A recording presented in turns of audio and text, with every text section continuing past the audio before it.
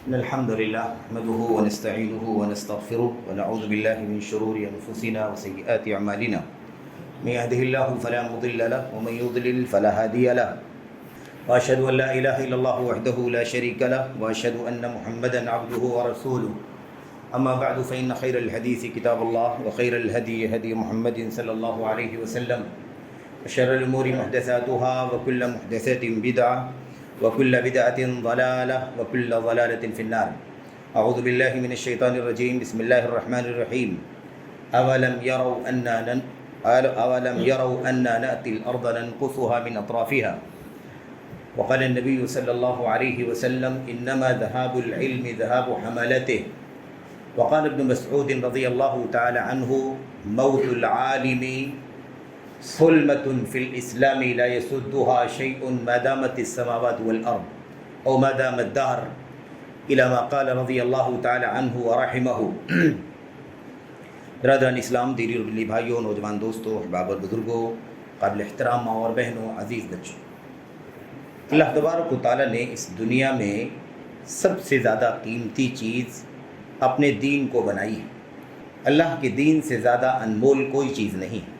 اللہ تبارک و تعالیٰ کا اتارا ہوا کلام قرآن کریم اور اس کے نبی محمد الرسول اللہ صلی اللہ علیہ وسلم کی سنت اور قرآن و سنت کا علم اس دنیا کی سب سے بڑی قیمتی اور انمول چیز ہے. اس سے زیادہ بڑھ کر کے عظمت والی، برتری والی، بلندی والی کوئی بھی چیز اللہ تبارک و تعالیٰ نے دنیا میں نہیں رکھی ہے. اس کی وجہ یہ ہے کہ یہ جو علم ہے اللہ کی کتاب کا اور اس کے نبی صلی اللہ علیہ وسلم کی سنت کا، یہ علم اللہ تبارک و تعالیٰ کی معرفت، اللہ تبارک و تعالیٰ کی پہچان کا سب سے بڑا ذریعہ ہے. اور اس دنیا میں ہمارا اور آپ کا جو وجود ہوا ہے وہ اس لیے ہوا ہے کہ تاکہ ہم اس دنیا میں بحیثیت بندہ اللہ تبارک و تعالیٰ کی بندگی کرتے ہوئے زندگی گزاریں. اور ظاہر ہے کہ بندگی اس وقت تک صحیح معنوں میں نہیں ہو سکتی جب تک ہم اللہ تبارک و تعالیٰ کی معرفت، جس کی ہمیں بندگی کرنی، اس کے بارے میں علم نہ حاصل کر لیں، اس کی مرضیات کا، اس کی چاہتوں کا، اس کی پسندیدہ چیزوں کا علم حاصل نہ کر لیں، تب تک اللہ تبارک و تعالیٰ کی بندگی نہیں کر سکتے. تو اللہ تبارک و تعالیٰ کی یہ بہت بڑی نعمت ہے کہ اللہ تعالیٰ نے ہمیں اور آپ کو، امت کو علم کی نعمت سے نوازا ہے، علم کے وسائل عطا فرمائے ہیں، علم کے سورسز سے امت کو آخری دم تک، آخری وقت تک میرے بھائیوں جڑنے کی تلقین کی ہے. اور یہ بھی اپنے نبی محمد الرسول اللہ صلی اللہ علیہ وسلم کی زبانی امت کو بتلا دیا ہے کہ یہ امت جب تک علم سے، علماء سے، اور یاد رہے کہ علم سے مراد سچا علم، حقیقی علم، کتاب اللہ کا علم، سنت رسول صلی اللہ علیہ وسلم کا علم، امت کے سلف، صحابہ، تابعین، طب تابعین اور خیر القرون کے نقش قدم پر چلنے والے، قیامت تک آنے والے لوگوں کی سیرت اور ان کی زندگیوں کا علم، اس سے مراد ہے. تو یہ مراد ہے علم سے. اور ایسے علماء سے مراد علماء حق مراد ہیں، علماء سو نہیں مراد ہیں. علماء ضلال جنہیں المضلون کہا گیا اللہ کے نبی صلی اللہ علیہ وسلم کی حدیث میں، جو امت کو شرک کے راستے پر ڈالتے ہیں، جو امت کو بدعت کے راستے پر ڈالتے ہیں، جو امت کو دنگے اور فساد کے راستے پر ڈالتے ہیں، جو امت کو بہت سارے منکرات اور سیئات کے راستے پر ڈالتے ہیں، ایسے علماء اس فہرست میں اللہ کی کتاب کی آیات کی، نبی کریم صلی اللہ علیہ وسلم کی حدیث کی نہیں آتے ہیں. وہ بلکہ وہ مذمت سے، اور اللہ تبارک و تعالیٰ کی کتاب میں نبی کریم صلی اللہ علیہ وسلم کی حدیث میں سو کے نام سے جانے جاتے ہیں. علماء سو جن کی مذمت کی گئی ہے جب جا بجا اللہ کی کتاب کی آیات میں، نبی کریم صلی اللہ علیہ وسلم کی حدیث میں. تو بہرحال علم سے مراد اور علماء سے مراد یہی ہے جس کا اللہ تبارک و تعالیٰ کی کتاب میں اور نبی کریم صلی اللہ علیہ وسلم کی سنت میں مدح کے ساتھ، ستائش کے ساتھ، تعریف کے ساتھ تذکرہ کیا گیا. تو جب تک یہ علم باقی ہے صحیح معنوں میں، اور جب تک اس علم کے جاننے والے، سیکھنے والے، اسے حاصل کرنے والے اور اسے برتنے والے علماء موجود ہیں، اس کی دعوت دینے والے علماء موجود ہیں، تب تک یہ امت ضلالت سے، گمراہی سے محفوظ رہے گی. اور جب یہ معاملہ دھیرے دھیرے کمزور ہوتا جائے گا اور ایک وقت آئے گا کہ اللہ تبارک و تعالیٰ علم کو اٹھا لے گا، علماء کو موت دے دے کر، تو یہ امت پھر علماء سے محروم ہو جائے گی. اور علماء سے محروم ہوگی تو الٹیمیٹلی جس کو کہا جاتا ہے میرے بھائیو، خواہی نہ خواہی اسے ہر صورت میں کیا کرنا ہوگا؟ وہ ظاہر ہے کہ وہ جہلا کے پیچھے چلے گی، اور لا علموں کے پیچھے چلے گی، گمراہ کرنے والوں کے پیچھے چلے گی، اور جو بھی اپنے آپ کو اغوا، پیشوا، اونچا ظاہر کرنے والے لوگ ہوں گے ان کے پیچھے چلنا شروع ہو جائے گی۔ تو امت علماء سے جب دور ہوگی، علماء سے محروم ہو جائے گی، تو ایسی صورت میں یہ علماء پھر ضلالت کی راہ پر چل پڑے گی۔ جو ائمہ ہدا ہیں، علماء ہدایت ہیں، علماء حق ہیں، ان سے دور ہونے کی وجہ سے پھر یہ ضلالت کی راہ پر چلے گی۔ ظاہر سی بات ہے کہ وہ جب علم والے نہیں ہوں گے تو اللہ کے نبی صلی اللہ علیہ وسلم کی حدیث کے مطابق آپ دیکھیں کہ اللہ کے نبی نے فرمایا کہ وہ خود گمراہ ہوں گے، دوسروں کو بھی گمراہ کریں گے۔ تو یہ عجیب و غریب مسئلہ ہے کہ اس امت کا سب سے بڑا سرمایہ اس کائنات کے اندر اللہ تبارک و تعالیٰ کے دین کا علم ہے، کیونکہ اللہ کی توحید کی معرفت ہوتی ہے، اللہ کی تبارک و تعالیٰ کے اتارے ہوئے دین کی جو پسندیدہ دین ہے اس کی معرفت ہوتی ہے اس کے ذریعے سے، اور ایسے ہی نبی رحمت صلی اللہ علیہ وسلم کی سنت اور سیرت کی اور آپ کی زندگی کے ایک ادا کی معلومات ہوتی ہے۔ اس لیے میرے بھائیوں، میرے بزرگوں، یہ سب سے بڑا سرمایہ ہے۔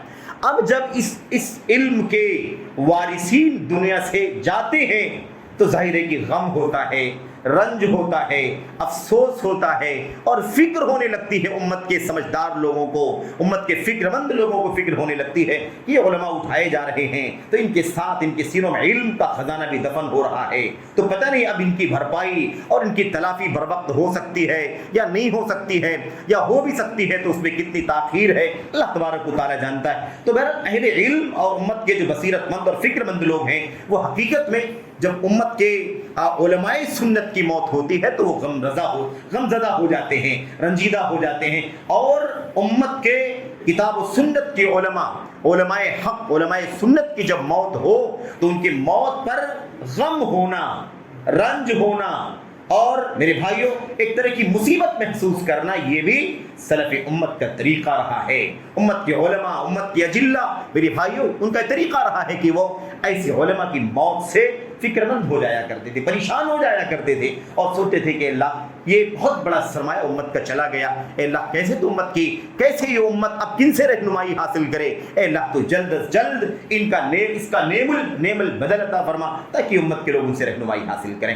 تو یہ امت کے علماء کا، امت کے علماء کے سلسلے میں سلف کا طریقہ رہا ہے۔ اچھا، اس کے بالکل برعکس جو ہے نا، یہ بھی آپ جاننے ضروری ہے، دو چیزیں جاننا ضروری ہے، کیونکہ ظاہر ہے کہ ازداد کے جاننے سے، ضد کے جاننے سے، برعکس کے جاننے سے حقیقتیں کھل کر کے سامنے آ جاتی ہیں۔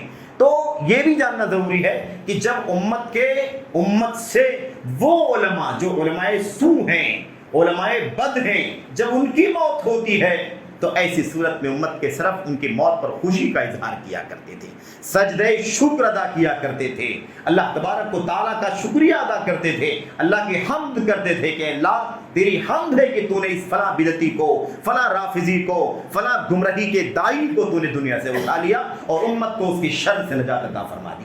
تو یہ سب دین ہے، یہ سب دین کا حصہ ہے میرے بھائیوں۔ بہرحال اس حوالے سے چند باتیں میں آپ کے سامنے عرض کرنا چاہتا ہوں بطور یاد دہانی۔ آپ نے بارہا سنا ہوگا، پڑھا بھی ہوگا، اس ماحول میں جب امت کے بڑے بڑے کبار علماء، سلف کے منہج پر چلنے والے، دین کے اچھے سچے خادمین دنیا سے جا رہے ہیں، اور ایسے ہی بہت چند بڑے بڑے جو کبار مبتدع ہیں، ایسے لوگوں کی بھی موت ہو رہی ہے، تو یہ سب اس پس منظر میں آپ نے باتیں ضرور سنی ہوں گی، لیکن بطور تذکیر یاد دہانی میں اپنے آپ کو اور اپنے آپ تمام بھائیوں کو، بہنوں کو بھی یہ بات پہنچانا چاہتا ہوں کہ میرے بھائیوں، ہمارا طریقہ کیا ہونا چاہیے، ہماری سوچ کیا ہونی چاہیے، اور یہ دین ہے، اور اس معاملے میں کتنا زیادہ کھراپن ہونا چاہیے، کتنی زیادہ منہج کی ستھرائی ہونی چاہیے، کتنی زیادہ فکر کے اندر گہرائی ہونی چاہیے، ہمارا کیا مشن ہونا چاہیے، کس طرح سے ہم زندگی گزاریں، کیا سوچیں، کیا ہم لبرل ٹائپ کی ذہنیت رکھیں، اس کی بھی موت پر خوشی، اس کی بھی موت پر خوشی، یا اس کی بھی موت پر غم، اس کی بھی موت پر غم، ہم کیا کریں کیا نہ کریں۔ اس سلسلے میں کافی خلط ملط بھی چل رہا ہے، اور میڈیا کے ذریعے سے چیزیں سننے میں دیکھنے میں آتی ہیں تو حیرانی بھی ہوتی ہے کہ بہرحال کس طرح سے لوگ نہیں سمجھتے، لوگ کہتے ہیں بڑی خدمات ہیں فلاں شخص کی، ٹھیک ہے کچھ گمراہیاں بھی ہیں، کچھ بدعات بھی ہوں گی، کچھ غلطیاں بھی ہوں گی، لیکن بڑی خدمات ہیں، اتنی ساری کتابیں، اتنا بڑا کارنامہ، اتنا بڑا، اس لیے ان کی برائی نہیں کرنی چاہیے۔ میرے بھائیوں، یہ کارنامے تو بہت سارے لوگوں نے انجام دیے ہیں، لیکن مسئلہ ان کی کارنامے کی بنیاد کیا ہے؟ کیا اس سے اللہ تبارک و تعالیٰ کی توحید دنیا میں عام ہوگی؟ کیا اس سے نبی کریم صلی اللہ علیہ وسلم کی سنت دنیا میں عام ہوگی؟ خالص کتاب و سنت کی دعوت کا مشن کیا اس کی ذات سے، اس کی زبان سے، اس کے قلم سے، اس کے رسوخ سے، اس کے پاور سے، اس کی شہرت سے کیا دنیا کے اندر پھیلا ہے، پہنچا ہے؟ ہمیں اصل میں دیکھنا ہے وہ کس چیز کا دائی تھا. وہ دائی الالحق تھا یا دائی الالباطل تھا؟ وہ دائی السنت تھا یا دائی البدع؟ کیا تھا وہ؟ ہمیں اس اصول پر چل کر کے کوئی فیصلہ کرنا چاہیے.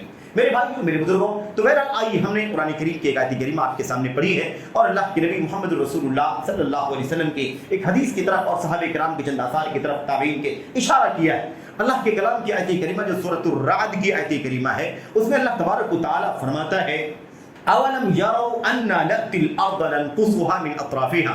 اللہ تبارک و تعالی فرماتا ہے کیا یہ نہیں دیکھتے ہیں، کیا یہ نہیں دیکھتے ہیں کہ ہم زمین کے پاس آتے ہیں اور اسے کناروں سے کم کر دیتے ہیں؟ کیا یہ لوگ نہیں دیکھتے ہیں کہ ہم روئے زمین کے کناروں سے اسے سمیٹ رہے ہیں، روئے زمین کے کناروں سے اسے کم کر رہے ہیں، اس کے اندر نقص پیدا کر رہے ہیں؟ کیا یہ لوگ نہیں دیکھتے؟ اس آیت کریمہ کی تفسیر اگر اٹھا کر کے آپ دیکھیں تو ایسے تو بظاہر آیت کریمہ سے نہیں سمجھ میں آئے گا کسی شخص کو کہ زمین کو تنگ کرنے کا، زمین کو کم کرنے کا کیا مقصد ہے. زمین کم ہو رہی ہے، کوئی نہیں مانتا. لوگ کہتے ہیں زمین کم نہیں ہو رہی ہے بلکہ زمین میں تو آبادی بڑھ رہی ہے اور خشکی کم پڑتی ہے تو تری کو بھی پاٹ کر کے خشکیوں کو بڑھایا جاتا ہے تاکہ لوگ آباد زیادہ سے زیادہ ہو. آبادی بڑھ رہی ہے تو میرے بھائیوں دنیا چیخ رہی ہے، چلا رہی ہے کہ گلوبل وارمنگ چل رہی ہے اور پاپولیشن بہت زیادہ ہو رہی ہے اور اس کے خلاف نہ جانے کیسے کیسے باہر چل رہے ہیں. تو اللہ تبارک و تعالیٰ فرماتا ہے کہ کیا یہ لوگ نہیں دیکھتے ہیں کہ ہم زمین کو اس کے کناروں سے کم کرتے جا رہے ہیں؟ تو یہ معنی سمجھ میں نہیں آئے گا جب تک ہم اللہ کے نبی محمد رسول اللہ صلی اللہ علیہ وسلم کی سنت کا مطالعہ نہیں کریں گے، حضرات صحابہ کرام کی سیرت کا، ان کے اقوال کا مطالعہ نہیں کریں گے، تب تک نہیں سمجھ میں بات آئے گی.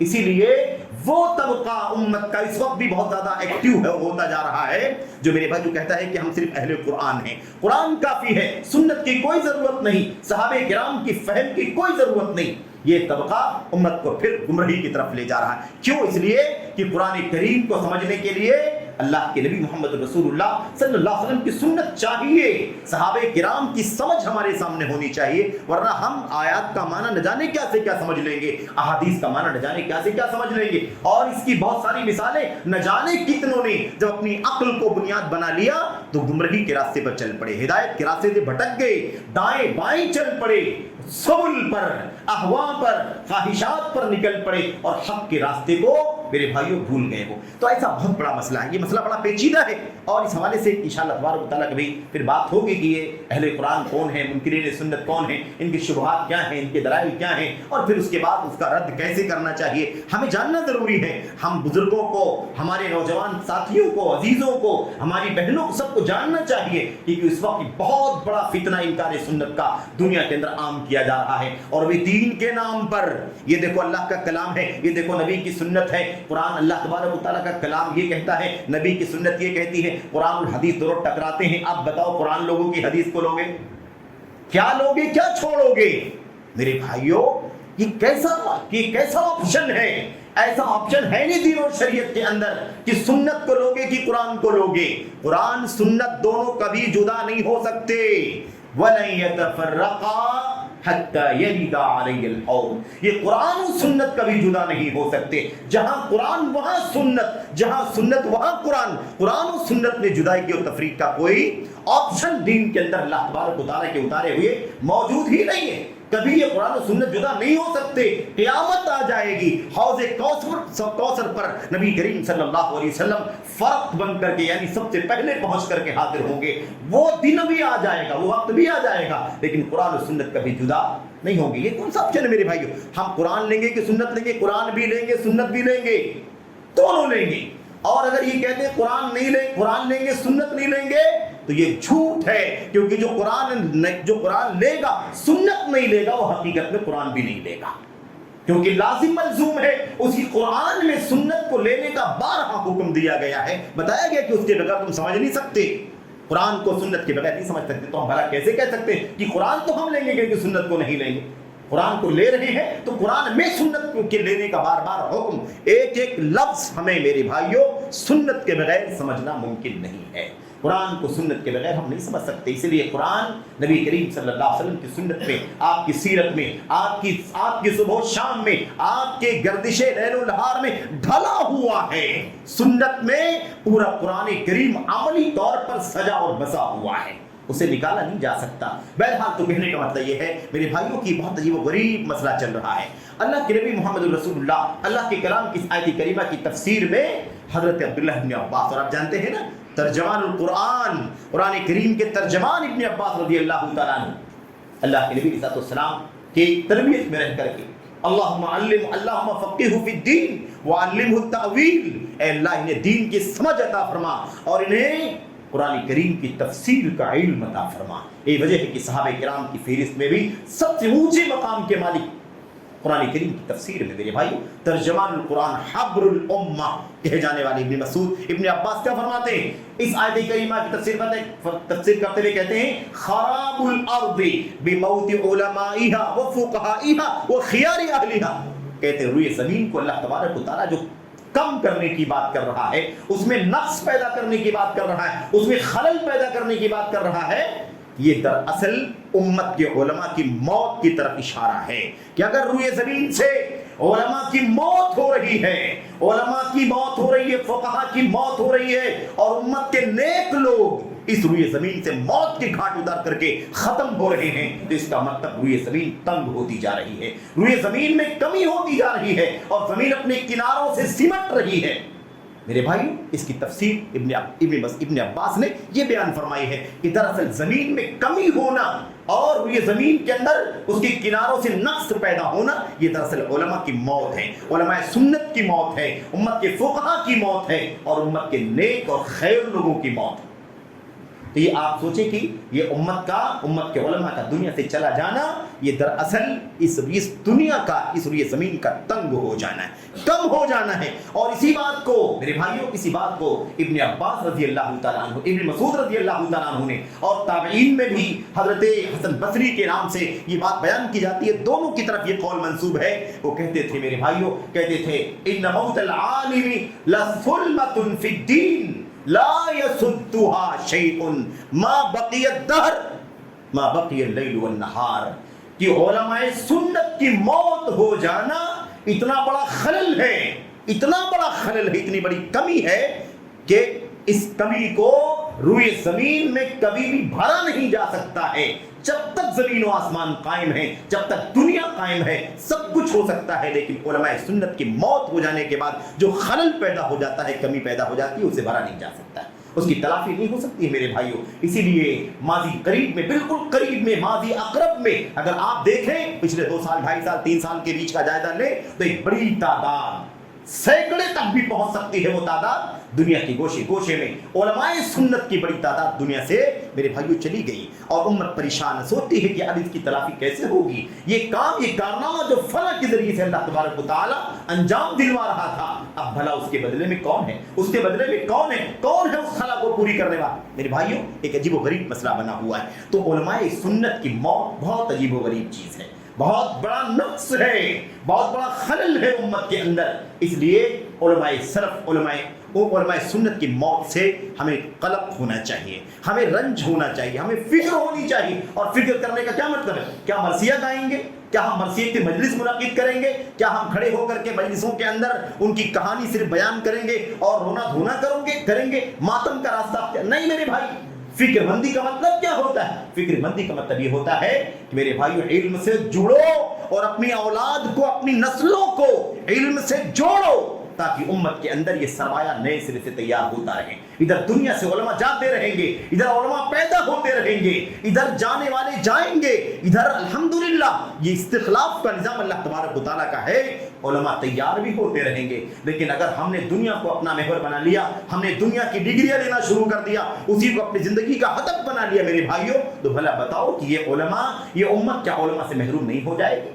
जरूरी है। फिक्रमंदी का मतलब यही होता है और मायूसी कभी नहीं होनी चाहिए। क्यों? इसलिए कि अल्लाह तबारक व तआला ने इस बात की जिम्मेदारी ली है जिम्मेदारी कि ये निजाम है अल्लाह तबारक व तआला एक सदी पर, हर एक सदी पर अल्लाह तबारक व तआला एक मुजद्दिद पैदा करेगा जो दीन इस्लाम की तजदीद करेगा। इन्नल्लाह यबअसु अला रासी कुल्ल मिअति सनतिन मन युजद्दिदु लहा दीनहा। अल्लाह तबारक व तआला हर सदी के आगाज में एक शख्स को, एक ऐसे शख्स को पैदा करेगा जो उम्मत के दीन की तजदीद करेगा, उम्मत के लिए दीन को रिन्यू करेगा। बिदात, खुराफात, शिरकियात और हराम और मुनकरात, मासी और बहुत सारी कमी कमियां खामियां जो उम्मत में पैदा हो जाती हैं, अल्लाह तबारक व तआला उसकी कोशिशों से, उसकी ज़बान से, उसकी कलम से, उसकी मेहनतों से इंशाअल्लाह तबारक व तआला उसका तस्फिया फरमाएगा।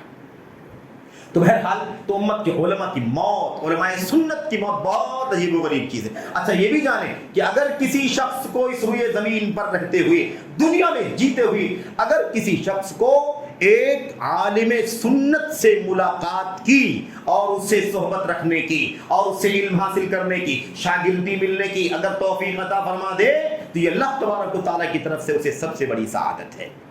मेरे भाई सलफ कहा करते थे, हज़रात ताबईन कहा करते थे मेरे भाइयों, इन्ना मिन सआदतिल हदसी वल अअजमी अन युवफ़िक़हुम अल्लाहु लिआलिमिन मिन उलमाइ सुन्नह। एक नादान, एक नौमर, कम समझ, ना समझ बच्चे को, या अजमी जो अरबी नहीं है, जो दीन और शरीयत की ज़बान को नहीं जानता है, उसके लिए सआदत की बात यह है कि अल्लाह तबारक व तआला उसे उलमाए सुन्नत में से किसी आलिम से मुलाकात की तौफीक अता फरमा दे। बहुत बड़ी सआदत की बात है मेरे भाइयों, वरना बिदअतों में, गुमराहियों में, ज़लालतों में, हिलाकतों में भटकता रहेगा।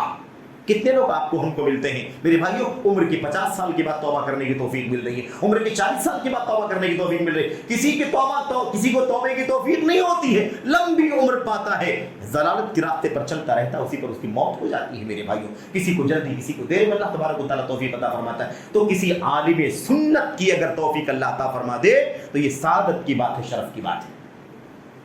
और इसी वजह से अगर उलमाए सुन्नत की मौत होती है तो ये गम की बात है, कलब की बात है मेरे भाइयों, क्योंकि दरअसल उलमा की मौत ही उम्मत से इल्म का खत्म होना है। उलमा कैसे, इल्म कैसे खत्म होगा, इल्म दीन कैसे खत्म होगा? इल्म दीन खत्म होने का मामला यही है कि उम्मत के उलमा खत्म होंगे और उनके साथ साथ इल्म भी दफन हो जाएगा। इन्नमा ज़हाबुल इल्म ज़हाबु हमलति, दरअसल इल्म का चला जाना, इल्म का खत्म हो जाना, उलमा का खत्म हो जाना है मेरे भाई। ये बड़ी संगीन चीज़ है, बड़ी संगीन चीज़ है। हम आए दिन सुनते रहते हैं, फला इमाम की वफ़ात होगी, फला आलिम की वफ़ात होगी, फला सलफ़ी आलिम की, फला सुन्नत के आलिम की, फला अहले हदीस आलिम की। मेरे भाइयों बर्र सग़ीर के अंदर या बाहर हम सुनते रहते हैं कि बड़ी तादाद उलमा की तेज़ी के साथ दुनिया से जा रही है। तो जाने की खबरें तो हम सुन रहे हैं, लेकिन ये खबरें हम कम सुन रहे हैं कि उनकी तलाफ़ी करने वाले भी लोग तैयार हो रहे हैं। मेरे भाई कौन तलाफी करेगा, कैसे तलाफी होगी? उम्मत को फिक्रमंद होना होगा ताकि वो इल्म दीन की तरफ रग़बत करें, अपने बच्चों को दीन का आलिम फाजिल बनाएं। मेरे भाइयों अल्लाह तबारक व तआला के सच्चे दीन का खादिम बनाएं। ये सबसे बड़ी फिक्रमंदी की सबसे बड़ी दलील होगी। इमाम बुखारी रहमतुल्लाह अलैह मेरे भाइयों हल्क़े दर्स में बैठे हुए थे, आप अपने शागिर्दान को हदीस रसूल सुना रहे थे।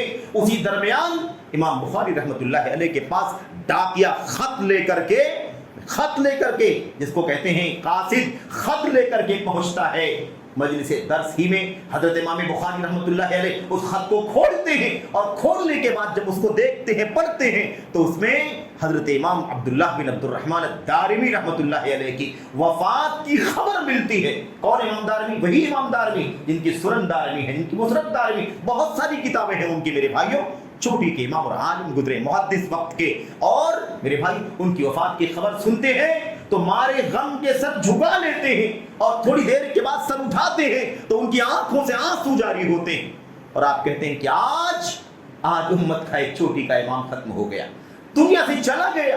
अब उसकी तलाफी कैसे होगी? उसकी वो खिदमत हदीस जो देता था, अल्लाह तबारक व तआला उसका बदल पैदा फरमाए, वरना कुछ दिखाई नहीं देता। इमाम बुखारी रहमतुल्लाह अलैह इमाम अब्दुल्लाह दारिमी की वफात पर आंखों से आंसू जारी कर देते हैं। मेरे भाई ये सूरत हाल है। तो बहुत अजीब व गरीब मसला। और ये बात जो है ना, ये तो मैंने इमाम बुखारी की बात पहले आपसे अर्ज कर दी। अगर आप सहाबे किराम और ताबीन के वाक़यात सुने तो आप हैरान हो जाएंगे मेरे भाइयों, मेरे बुजुर्गों। और उस हवाले से मैं कुछ बातें आपके सामने जिक्र करूं और उसके बाद मैं कुछ बातें दूसरे पहलू पर भी जिक्र करना चाहता हूं कि अहले बिदात की मौत पर, अहले बिदात के मर्ज पर उम्मत के सलफ खुश हुआ करते थे मेरे भाइयों। हजरत ज़ैद बिन साबित रज़ियल्लाहु तआला अन्हु की जब वफात हुई, हजरत ज़ैद बिन साबित रज़ियल्लाहु तआला अन्हु की वफात हुई, आप जानते हैं ना, चोटी के इमाम आलिम गुजरे, सहाबे किराम उलमाए सहाबा में से उनकी वफात हुई, उनकी तदफीन हुई। तो दफन करने के बाद हजरत अब्दुल्लाह इब्न अब्बास रज़ियल्लाहु तआला अन्हु कहने लगे, अल्लाह की कसम जिसे अपनी आंखों से देखना हो कि कैसे इल्म खत्म होता है दुनिया से, तो ये मंजर देख ले। ज़ैद बिन साबित को दफन कर दिया गया तो उनके सीने में इल्म का समंदर था, उसे भी कब्र के हवाले कर दिया गया। इसी तरह से इल्म खत्म होता है। और उसके बाद कसम खा करके कहा अय्मुल्लाह लक़द दुफ़िन अल-यौम इल्मुन कसीर। आज ज़ैद बिन साबित की वफात हुई और दफन करने की वजह से साथ साथ बहुत ज्यादा इल्म दफन हो गया, खत्म हो गया। मेरे भाई ऐसे बहुत सारे वाक़यात मौजूद हैं, बहुत सारे वाक़यात मौजूद हैं। हज़रत इमाम बुखारी रहमतुल्लाह अलैह के बारे में हज़रत यहया इब्न अक़सम रहमतुल्लाह अलैह ने कहा, ये सलफ़ के अइम्मा के नाम मैं आपके सामने ले रहा हूँ मेरे भाइयों। तो यहया इब्न अक़सम कहते हैं, अगर अल्लाह की कसम मेरे लिए मुमकिन होता कि मैं इमाम बुखारी को अपनी ज़िंदगी के चंद साल दे दूँ, अपनी ज़िंदगी के चंद साल इमाम बुखारी को दे दूँ, तो वाकई मैं अपनी ज़िंदगी के चंद साल इमाम बुखारी को दे देता। इसलिए कि मैं मरूंगा तो मेरे मरने का असर मेरी बाल बच्चों तक पहुंचेगा, और अगर ये इमाम दुनिया से चला जाएगा तो उम्मत एक बहुत बड़े इमाम से महरूम हो जाएगी। लेकिन मुमकिन नहीं कि कोई किसी को उम्र दे दे, लेकिन अगर मुमकिन होता तो मैं अपनी उम्र के चंद साल मेरे भाई इमाम बुखारी रहमतुल्लाह अलैह को दे देता। और यही बात मेरे भाई हमारे असातिज़ा में से चंद लोगों ने कहा था कि अगर हमारे लिए मुमकिन होता कि अपनी ज़िंदगी के चंद साल इस वक्त के इमाम अल्लामा अलबानी रहमतुल्लाह अलैह को दे दूँ तो मैं अपनी ज़िंदगी के चंद साल अलबानी को दे देता, क्योंकि उनकी खिदमात हदीस पूरी दुनिया के अंदर आम है। 300 जिल्दें लिखने वाला इमाम, 70 साल तकरीबन मेरे भाइयों 60-65 साल तक इल्म हदीस की खिदमत करने वाला इमाम इब्न बाज रहमतुल्लाह अलैह जिनके बारे में कहें कि रुए ज़मीन के ऊपर और आसमान की छत के नीचे मैं अलबानी रहमतुल्लाह अलैह ज़्यादा इल्म हदीस का जानने वाला किसी को नहीं समझता। ये मकाम था मेरे भाइयों उनका। तो ये सूरत हाल थी। और एक मौके पर मैं आपको बताऊं, हारून रशीद जो खलीफा हारून रशीद थे, उनके सामने उन्होंने एक सवाल किया अपने हाजरीन से जो उनके साथ में मौजूद थे, हल्का जो रहता था, उनसे सवाल किया, मा अम्बलुल मरातिब, ये बताओ कि दुनिया में सबसे ऊंचा दर्जा कौन सा है, सबसे ऊंची फजीलत वाली मेरे भाइयों फजीलत वाला दर्जा, फजीलत वाला मर्तबा कौन सा है, शरफ वाला सादत वाला मकाम और मर्तबा कौन सा है। उन्होंने साथियों ने क्या जवाब दिया? साथियों ने जवाब दिया कि आप जिस मनसब पर फाइज हैं, इससे बड़ा कोई मर्तबा, इससे बड़ा कोई मनसब हम दुनिया में नहीं जानते। क्यों? इसलिए कि आप मुसलमानों के अमीर, मुसलमानों के इमाम और खलीफा हैं। जाहिर सी बात है कि आपसे ऊंचा मकाम किसका हो सकता है? आपको तो एक अल्लाह तबारक व तआला ने मुसलमानों की इमारत और खिलाफत का मकाम अता फरमाया है, इससे बड़ा ऊंचा मकाम क्या हो सकता है? उन्होंने कहा कि नहीं, तुम लोगों ने नहीं समझा, एक दर्जा इससे भी बढ़ करके बिलाशुबा मुसलमानों की हुकूमत, मुसलमानों की जमात में सबसे ऊंचा मकाम किसका है? मुसलमानों के इमाम, मुसलमानों के खलीफा, मुसलमानों के बादशाह का, इसमें कोई शक नहीं है। लेकिन एक मकाम ऐसा है जो इससे भी ऊंचा है, तुम नहीं जानते हो? कहा नहीं मालूम है क्या आप कहना चाहते हैं, किसके बारे में आप कहना चाहते हैं? कहते हैं कि मैं तुम्हें बताता हूं कि मर्तबा कौन सा है। वो मर्तबा उस शख्स का है जो हल्के इल्म में बैठ करके लोगों को काल अल्लाह और काल रसूल की तालीम देता हो। इससे ऊंचा मकाम मेरा भी नहीं हो सकता, किसी का नहीं हो सकता, क्योंकि ये वो ना और ना। वजह क्या बताई? वजह बतलाई कि इसका सबसे ऊंचा दर्जा क्यों है। इस वजह से है, कहा कि लिअन्ना इस्महु मुक़्तरिनुन बिर्रसूली बिल्लाहि व बिर्रसूल, क्योंकि इसका नाम जब लिया जाता है तो ये कहा जाता है कि ये काल अल्लाह कहा करता था, काल रसूल कहा करता था। इसके नाम का ताल्लुक जुड़ा हुआ है रब्बे जुल जलाल के कौल से, नबी करीम सल्लल्लाहु अलैहि वसल्लम की सुन्नत से जुड़ा हुआ है। इसलिए इससे ऊंचा मकाम किसी का नहीं हो सकता। मेरे भाइयों, उम्मत के उलमा की तादाद दुनिया से कम होती जा रही है, लोगों की मौत हो रही है, हालात ऐसे हैं कि उलमा की कसरत मौजूद है, उसके बावजूद भी लोग जुहला के पीछे भाग रहे हैं। अगर उलमा की मौत हो जाएगी तो उम्मत का क्या हाल होगा, जरा अंदाजा लगाओ मेरे भाइयों, मेरे बुजुर्गों। तो बहरहाल उलमा की और मैं सुन्नत की मौत से गम होना चाहिए, अफसोस होना चाहिए, फिक्रमंदी होनी चाहिए। इसमें कोई शक नहीं है कि बहुत बड़ा खलल है, बहुत बड़ी कमी है जो उम्मत के अंदर होती जाती है। लेकिन अल्लाह तबारक व तआला का फैसला अटल है, ये होगा। लेकिन हमारी जिम्मेदारी, उम्मत की जिम्मेदारी क्या है? फिक्र करे, सोचे, अपनी जिम्मेदारियों का एहसास करे और उस पर कदम बढ़ाए। ये हमारी और आपकी जिम्मेदारी है। ऐसे ही जब उलमाए बिदअत की मौत होती थी तो उम्मत के सलफ उनकी मौत पर खुश हुआ करते थे, उनकी मौत पर खुश हुआ करते थे। नबी करीम सल्लल्लाहु अलैहि वसल्लम की मशहूर हदीस मेरे भाई से बुखारी की, मुस्लिम की, हजरत अबू कतादा रिबई रहमतुल्लाह रज़ियल्लाहु तआला अन्हु है ना, हजरत अबू कतादा रज़ियल्लाहु तआला अन्हु की रिवायत सहीहैन के अंदर बयान करते हैं कि बुर्रा बि जनाज़तिन من عند رسول اللہ صلی اللہ علیہ وسلم، نبی کریم صلی اللہ علیہ وسلم کے سامنے سے جنازہ لے کر کے گزرا گیا، یعنی کچھ لوگ کسی کا جنازہ لے کر کے گزرے میرے بھائیو، تو نبی کریم صلی اللہ علیہ وسلم نے جنازے کو دیکھ کر کے آپ نے کیا فرمایا؟ آپ نے فرمایا مستریح و مستراح منہ، اللہ کے نبی صلی اللہ علیہ وسلم نے فرمایا آرام کرنے والا ہے یا اس سے لوگ آرام کرنے والے ہیں، یا آرام پانے والا ہے یا لوگ اس سے آرام پانے والے ہیں، یہ خود راحت حاصل کرنے والا ہے یا لوگ اس سے راحت حاصل کرنے والے ہیں۔ اللہ کے نبی صلی اللہ علیہ وسلم نے جب بات کہی تھی، صحابہ کرام پوچھا اللہ کے نبی یہ مل مستری والمستراح منہ، آپ بتائیے کہ کیا مطلب ہے اس کا اللہ کے نبی، کہ راحت پانے والا ہے یا لوگ اس سے راحت پانے والے ہیں؟ اللہ کے نبی علیہ السلام نے فرمایا ان المؤمن اذا مات، مومن کی جب موت ہوتی ہے، جب مومن کی موت ہوتی ہے، اللہ اکبر، کیا فرمایا نبی کریم صلی اللہ علیہ وسلم، مومن کی موت ہوتی ہے فَإِنَّهُ يَسْتَرِيحُ مِن نَصَبِ الدُّنْيَا وَعَذَائِهَا، اللہ کے نبی صلی اللہ علیہ وسلم نے فرمایا کہ مومن کی جب موت ہوتی ہے تو وہ دنیا کی مشقتوں سے، دنیا کی پریشانیوں سے، دنیا کی تکلیفوں سے، اذیتوں سے راحت پا جاتا ہے کہ نہیں؟ اللہ کے نبی نے فرمایا کہ مومن کے لیے دنیا کیا ہے؟ یہ قید خانہ، الدنیا سجن للمؤمن وجنت للکافر، دنیا یہ مومن کے لیے قید خانہ ہے اور کافر کے لیے جنت ہے۔ تو مومن جب دنیا سے وفات پاتا ہے نا تو مستریح، راحت مل جاتی ہے اس کو دنیا کی جھنجھٹوں سے، آزمائشوں سے، مشقتوں سے اور یہاں کی تکلیفوں سے، نصب سے، یعنی کیا مطلب مختلف انداز کی اذیتیں اور تکان کی چیز ہے، وہ کڑتا ہے اذیتوں سے، وہ کڑتا ہے کفر سے، شرک سے، بدعقیدگی سے، بد اخلاقی سے، ظلم سے، زیادتی سے، انارکی سے، معصیت سے، منکرات، کڑتا ہے، اذیت میں رہتا ہے۔ تو جب مومن کی موت ہوتی ہے مستریح، تو اسے دنیا کی مشقتوں سے راحت مل جاتی ہے۔ وَأَمَّا الْفَاجِرُ، لیکن فاجر اور بد عمل آدمی، آپ دیکھیں مومن کے بدلے میں، مومن کے مقابلے میں اللہ کے نبی نے کافر نہیں کہا، اگر مومن کے مقابلے میں اللہ تعالیٰ کافر کہتا تو یہ معاملہ کافر تک رہ جاتا، جو کافر ہے، لیکن اللہ کے نبی نے مومن کہا، اس کے مقابلے میں کیا نام لیا؟ آپ نے فرمایا وَأَمَّا الْفَاجِرُ، فاجر کا مطلب کیا ہے؟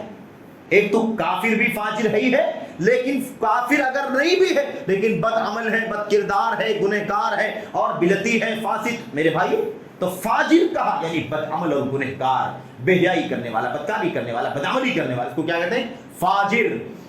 اللہ کے نبی نے فرمایا فاجر کی جب موت ہوتی ہے یستریح منہ العباد والبلاد والشجر والدواب، اللہ کے نبی صلی اللہ علیہ وسلم نے فرمایا لیکن جب فاجر بدعمل آدمی کی موت ہوتی ہے نا، گندے آدمی کی موت ہوتی ہے سماج سے، دنیا سے، تو اس کے مرنے سے دنیا والے راحت پا جاتے ہیں، بندے راحت پا جاتے ہیں، حتیٰ کہ انسان تو چھوڑ دو، جانور بھی راحت پا جاتے ہیں، یہ درخت اور پودے بھی راحت پا جاتے ہیں اس کی گناہوں کی، اس کی معصیات کی، اس کے منکرات کی، اس کے ظلم و زیادتی کی نحوست سے ہر آدمی پریشان رہتا ہے، ہر مخلوق پریشان رہتی ہے، تو انسان، حیوانات، جمادات، سب کو اس کی موت سے راحت ہو جاتی ہے۔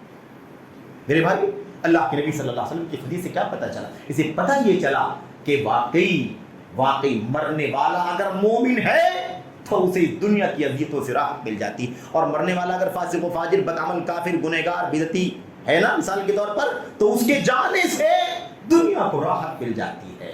نہ جانے کتنے لوگوں کو مشرک بنایا ہوتا، نہ جانے کتنوں کو فاسق بنایا ہوتا، نہ جانے کتنوں کو بدعتی بنایا ہوتا، نہ جانے کتنے کو گمراہی کے راستے پر ڈالا ہوتا، اس کے مر جانے سے یہ راحت مل گئی کہ نہیں مل گئی؟ لوگوں کو راحت مل گئی میرے بھائی۔ تو یہ اللہ کے نبی صلی اللہ علیہ وسلم کی صحیح بخاری مسلم وغیرہ کی روایت ہے میرے بھائی، اور بھی کتابوں کے اندر موجود۔ تو خلاصہ کلام یہی ہے کہ ان کے مرنے سے، اور یہی بات سلف کے یہاں ثابت ہے، جب اہل بدعت کی موت ہوا کرتی تھی تو خوشی کا اظہار کیا کرتے تھے۔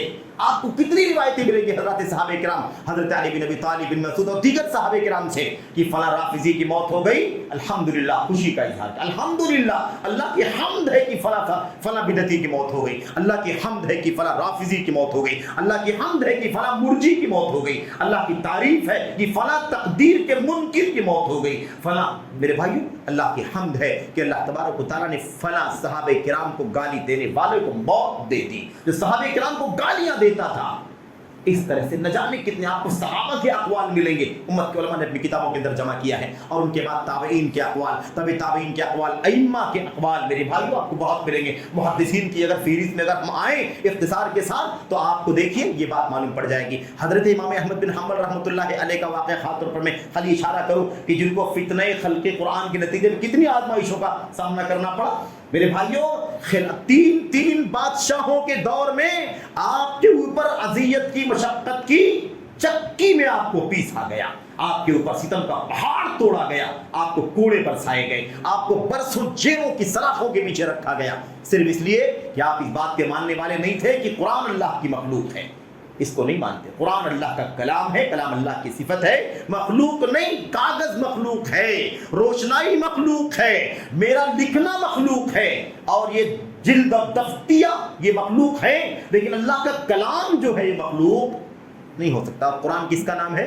قرآن اس کلام کا نام ہے جو اللہ تبارک و تعالیٰ کی طرف سے اترا ہوا ہے۔ کاغذ کا نام کلام نہیں ہے، اسے اس کو مصحف کہا جاتا ہے، کاغذ میں لکھا ہوا۔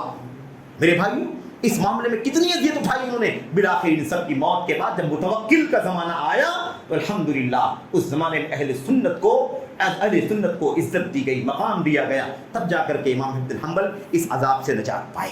خلاصہ کلام کیا ہے؟ ان کے دور میں، ان تینوں بادشاہوں کے دور میں جب عذاب دیا گیا اس وقت ایک بہت بڑا شیطان وقت کا قاضی معتزلی احمد بن ابی دعاد نام کا قاضی، جو معتزلی تھا، معتزلہ کے عقیدے کا تھا، اس نے پورے طور پر امام احمد بن حنبل کے خلاف، اہل سنت کے خلاف محاذ کھڑا کر رکھا تھا۔ وہی قاضی تھا، وہی فیصلہ کرتا، اسی کی طرف اسی کے فیصلے پر عمل کیا جاتا۔ یہ سارا معاملہ ہوا جب احمد بن ابو دعاد کی موت ہوئی، اس کے ساتھیوں کی موت ہوئی، تو کچھ شاگردوں نے امام احمد بن حنبل سے پوچھا کہ امام صاحب یہ بتائیے کہ اب ان کے لوگوں کی موت پر ہمارے بہت سارے ساتھی خوشی کا اظہار کر رہے ہیں، تو اس سلسلے میں آپ کا کیا خیال ہے؟ دیکھا آپ نے، یہ ہے اصول، کوئی کام بغیر دلیل کے نہیں کرتے، کوئی کام بغیر اصول کے نہیں کرتے۔ یہ بھی پوچھا امام احمد سے، یہ بتائیے کہ ان بدعتیوں کی موت سے ہمارے کچھ ساتھی خوش ہوتے، کیا خیال ہے آپ کا اس سلسلے میں؟ اس سلسلے میں کیا خیال ہے؟ کیا خوش ہونا چاہیے کہ نہیں ہونا چاہیے؟ امام احمد بن حنبل نے کہا وَمَن لَا يَفْرَحُ بِهَذَا، بھلا کون ہے جو ان بدعتیوں کی موت سے خوشی کا اظہار نہیں کرے گا؟ کون؟ میرے بھائی یعنی یہ تو ہونا ہی چاہیے، ہونا ہی چاہیے میرے بھائیو۔ ایسے ہی میں آپ کو بتاؤں کئی ایک واقعات ہیں، میں وقت نہیں زیادہ لگانا چاہتا۔ امام عبد الرحمن بن مہدی رحمۃ اللہ علیہ کے ساتھ واقعہ پیش آیا، ان کو کسی نے بتایا کہ فلاں کی موت ہو گئی ہے، اللہ تعالیٰ کی حمد کی، الحمدللہ الذی اراح المسلمین منہ، اللہ کی تعریف ہے، حمد ہے جس نے مسلمانوں کو اس آدمی کے شر سے راحت پہنچا دی۔ میرے بھائی الحمدللہ الذی اماتہ، اللہ کی حمد ہے جس نے موت دے دی اس بدعتی کو۔ تو ایسے نہ جانے کتنے اقوال آپ کو ملیں گے، نہ جانے کتنے اقوال۔ ایک بہت مشہور بدعتی تھا میرے بھائیوں، بشر مریسی نام تھا اس کا، احمد یا کیا نام تھا، مریسی کے نام سے مشہور ہے میرے بھائیوں۔ یہ بہت بڑا بدعتی اور میرے بھائیوں اسماء و صفات کے معاملے میں بہت زیادہ گمراہ اور گمراہ گر تھا۔ اس شخص کے بارے میں آپ کو بتاؤں میں، حضرت امام بشر بن حارث، اور یہ جو مریسی ہے اس کا نام تھا بشر بن غیاث، ایسا نام دونوں کا بشر، لیکن باپ کا نام الگ۔ میرے بھائیو بشر مروزی جو تھے، محدث تھے وقت کے، جب یہ بازار میں تھے، کچھ سامان خریدنے کے لیے گئے ہوئے تھے، سودا سلف لینے کے لیے، اسی درمیان کسی نے آ کر کے خبر دی کہ اس مریسی کی موت ہو گئی ہے۔ مریسی کی کیا ہو گئی ہے؟ موت ہو گئی ہے۔ میرے بھائی امام صاحب نے کیا جواب دیا؟ امام نے کہا اللہ کی قسم ہے، اس شخص کی موت پر تو اللہ تبارک و تعالیٰ کے لیے سجدہ شکر ادا کرنا چاہیے۔ اگر یہ بازار نہ ہوتا کہ یہاں سجدہ کرنے سے ریاکاری ہو جاتی تو میں ابھی سجدہ کرتا اللہ تبارک و تعالیٰ کے لیے اور اللہ کی حمد کرتا جس اللہ نے اسے موت دے دی۔ تو بدعتیوں کی موت سے خوشی کا اظہار، اہل سنت کی موت سے غم کا اظہار، یہ دین ہے۔ اور میرے بھائیوں اس میں ہماری ذمہ داری کیا ہے؟ ہماری ذمہ داری یہ ہے کہ ہم سنت کی راہ تلاش کریں، سنت کے علماء کی راہ تلاش کریں، سنت کے علماء کی تکریم کریں، تقدیر کریں۔ ان کے جیتے جی لوگ قدر نہیں کرتے، مرنے کے بعد مرثیہ خوانی کرتے، لیکن جیتے جی ان کی قدر نہیں کرتے۔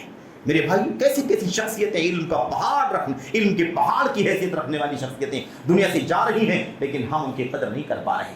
میرے بھائی چند باتیں تھیں جو اجلت میں کہی گئی، اللہ سے دعا کرتے ہیں کہ اللہ تبارک و تعالیٰ ہمیں اہل سنت والجماعت کا جو منہج اللہ تعالیٰ نے عطا فرمایا ہے، اہل الحدیث کا جو منہج عطا فرمایا ہے، اس کی قدر کرو، یعنی اس کے علماء کی بھی قدر کرو۔ اس علم کی قدر کا مطلب اس کے علماء کی قدر کرنا ہے، کیونکہ یہ جب تک، یہ اس وقت تک باقی ہے جب تک اس کے علماء باقی ہیں۔ اس کے علماء جائیں گے تو یہ علم سنت بھی چلا جائے گا۔ اس لیے ہماری اور آپ کی ذمہ داری ہے کہ ہم اہل سنت کے علماء کی قدر کریں، ان کی تکریم کریں، ان کا مقام سمجھیں۔ جب تک وہ زندہ ہیں ان کے لیے رحمت کی مغفرت کی دعائیں کریں۔ ان کی وفات ہو جائے تو اللہ تبارک و تعالیٰ سے ان کی لغزشوں کی معافی کے لیے اللہ تبارک و تعالیٰ سے درخواست کریں، دعا کریں، اور اللہ تبارک و تعالیٰ سے ان کی مغفرت اور رفع درجات کے لیے ہاتھ اٹھائیں۔ یہ ہماری اور آپ کی ذمہ داری ہے۔ اللہ سے دعا ہے کہ اللہ تبارک و تعالیٰ ہمیں اس کی توفیق عطا فرمائے۔ آمین رب العالمین۔ صلی اللہ وسلم وبارک علی نبینا محمد وعلی آلہ وصحبہ اجمعین۔ والسلام علیکم ورحمۃ اللہ وبرکاتہ۔